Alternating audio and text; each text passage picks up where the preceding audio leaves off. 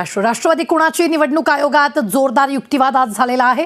राष्ट्रवादीचं घड्याळ चिन्ह गोठवलं जाण्याची शक्यता वर्तवली जात होती। निर्णय होईपर्यंत चिन्ह गोठवू नका असं शरद पवारांनी आज मागणी केली आहे। अजित पवार गटाकडून शिवसेनेतील फुटीचा दाखला, जास्त संख्याबळ असणाऱ्यांना सेनेचं चिन्ह, अजित पवार गट राष्ट्रवादी पक्ष चिन्ह आम्हालाच मिळावं असं अजित पवार गटाकडून मागणी केली गेली। राष्ट्रवादीतील निवडी बेकायदेशीर आहेत, अजित पवार गटानं हा युक्तिवाद केला।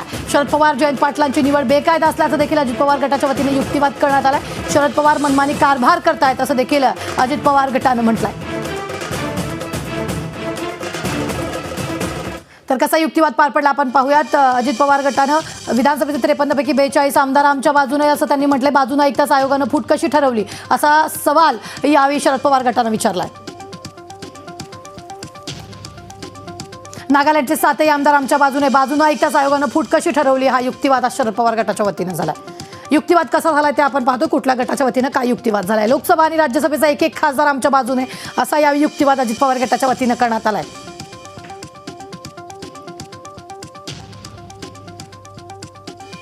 तर आमची बाजूने ऐकताच आयोगानं फूट कशी ठरवली असा सवाल यावेळी शरद पवार गटाच्या वतीने विचारला। विधानसभेतले मुख्य पदही आमच्याकडेच असल्याचा दावा अजित पवार गटानं केला।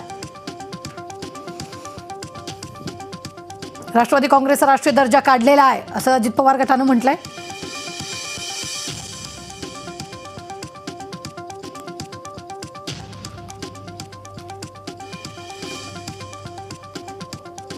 राष्ट्रवादी काँग्रेसचा राष्ट्रीय दर्जा काढलेला आहे, त्या सगळ्यावर युक्तिवादावर पक्ष ठरवताना आमदारांची संख्या महत्त्वाची असल्याचं अजित पवार गटानं म्हटलंय।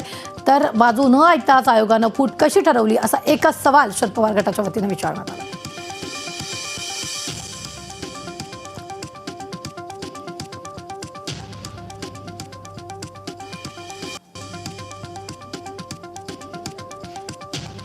शरद पवार मर्जीनुसार पक्ष चालवतात असं देखील अजित पवारांनी म्हटलेलं आहे।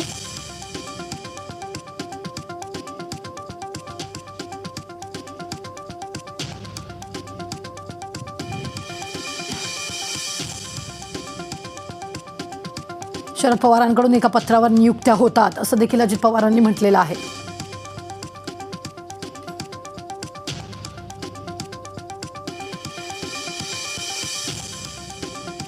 जयंत पाटलांची प्रदेशाध्यक्षपदी निवड बेकायदा,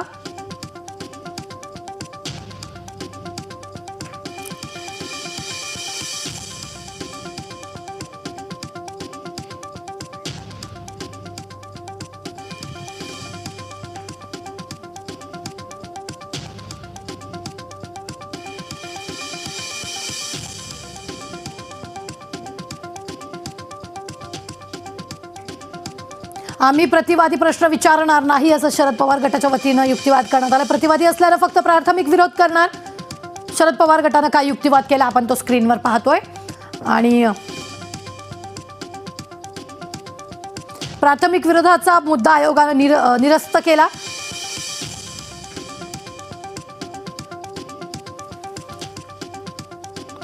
वादीचा सारा युक्तिवाद संपल्यावर आमची बाजू ऐकणार असा देखील सवाल यावेळी शरद पवार गटानं उपस्थित केलाय।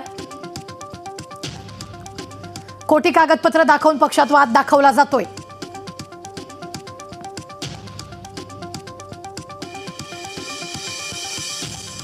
पक्षात वाद असल्याचा युक्तिवाद कल्पोकल्पित असल्याचं शरद पवार गटाच्या वतीनं सांगण्यात आलंय।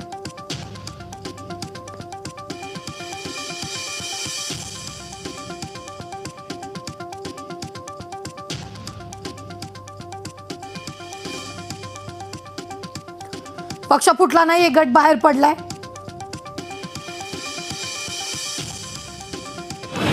कि कोई भी व्यक्ति गलत दस्तावेज, फोर्ज दस्तावेज, झूठे बेमानी दस्तावेज दायर करके ये नहीं कह सकता कि कोई विवाद है, डिस्प्यूट है।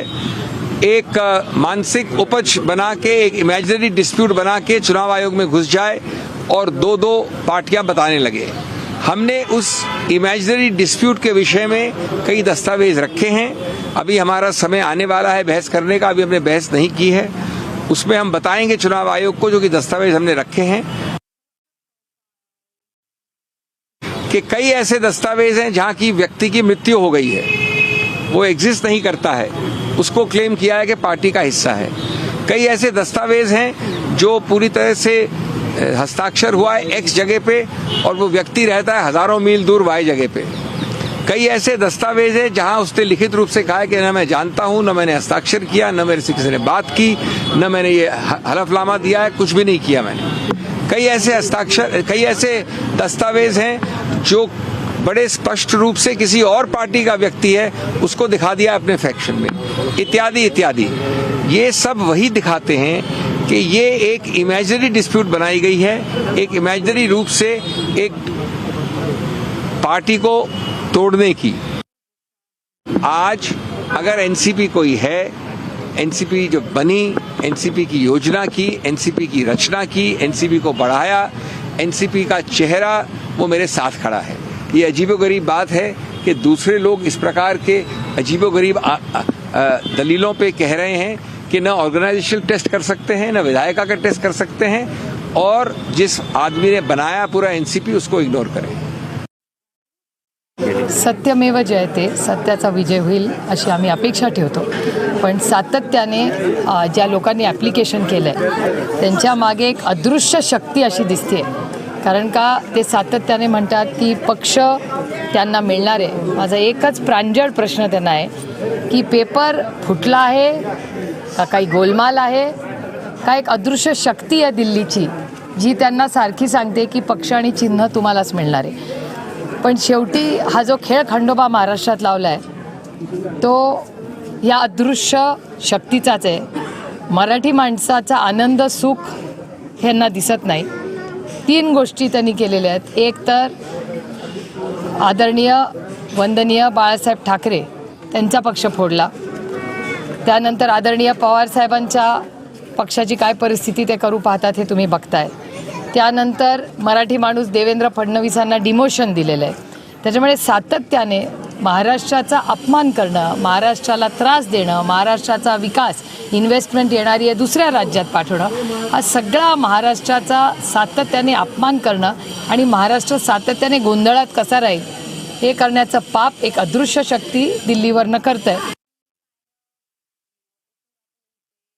ठीक आहे ना, आज सगळी सुनावणी सुरू आहे. म्हणजे सुनावणी सुरू असताना त्याच्या मेरिटबद्दल मी या ठिकाणी काय आज बोलणं उचित होणार नाही. त्या संदर्भामध्ये न्यायालयाच्या समोर म्हणजे निवडणूक आयोगाच्या समोर पुढील युक्तिवाद होईल. त्यावेळेला आमची जी काय भूमिका असेल ती सुरुवातीच्या आजच्या पहिल्या टप्प्यामध्ये त्या ठिकाणी मांडण्यात आलेली आहे. उरलेली असेल ती सोमवारच्या सुनावणीच्या वेळेला त्या ठिकाणी मांडली. माझ्या निवड झाल्यानंतर माझ्या सईने महाराष्ट्रातल्या विधानसभेच्या सगळ्या निवडणुकीच्या उमेदवारांना माझ्या सईनेच AB फॉर्म देण्यात आले.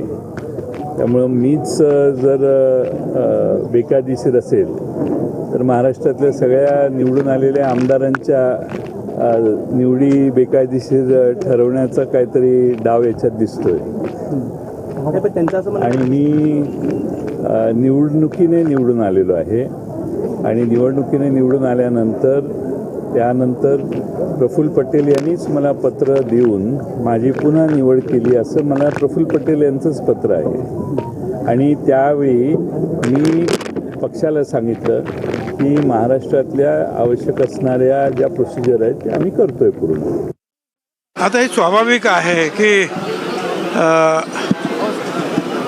अजित पवार अध्यक्ष आणि त्यांच्या बरोबर जे आहेत जे आमदार कार्यकर्ते त्यांच्या विरुद्ध जे आहे पवार साहेबांचे जे आहे त्यांनी केस केलेली आहे. अगोदर तर पवार साहेब म्हणाले होते की आम्ही कोर्ट कचेरी काही करणार नाही, परंतु आता ते सुरू झालेलं आहे आणि ते स्वाभाविक आहे, ते होणारच होतं.